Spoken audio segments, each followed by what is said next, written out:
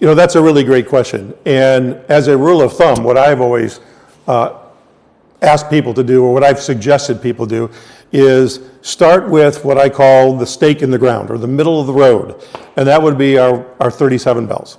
So that's where I would start to see how that feels and how that sounds. Because that is kind of, that is the number one selling bell that we make. More players worldwide are playing a 37 bell than any of the bells that we manufacture.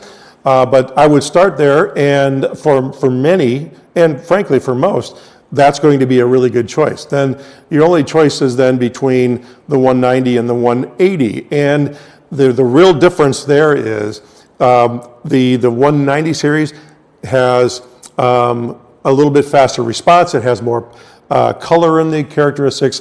And what we have found is if you have 10 trumpet players and they all test a 180 S37 and a 190 S37, 9 out of 10 will pick the 190 S37 from a playing standpoint, from a response, from a sound, all right?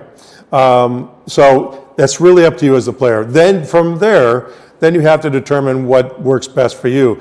Then you can try the different variants. Again, the slower the bell taper, the brighter the instrument, or the thinner the material, the brighter the instrument. So the 43 bells are going to be brighter. Anything with a Mount Vernon weight bell on it's going to be just a little bit quicker responding, is going to have a little bit brighter sound. As you get into the bigger bell flares, which is the 72 and the 65, you're going to start darkening up the sound.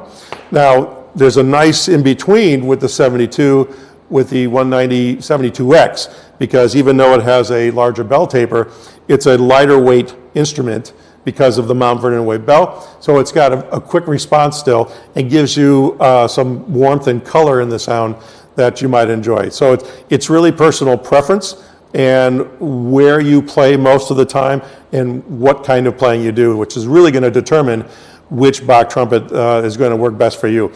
The one thing, and I keep talking about all these bells and lead pipes and models and all that, the one thing they all have in common is they have a Bach sound, right? And that's what we make sure that we build into every instrument. They all have a characteristic Bach sound. And then from there, the differences start to vary in the response characteristics and the timbre, the color of the sound. But there is this, there's a special quality in all Bach Stradivarius instruments due to the way we make instruments in our factory that gives us a very unique sound, and they all have that. Then it's going to be a variation on that Bach sound.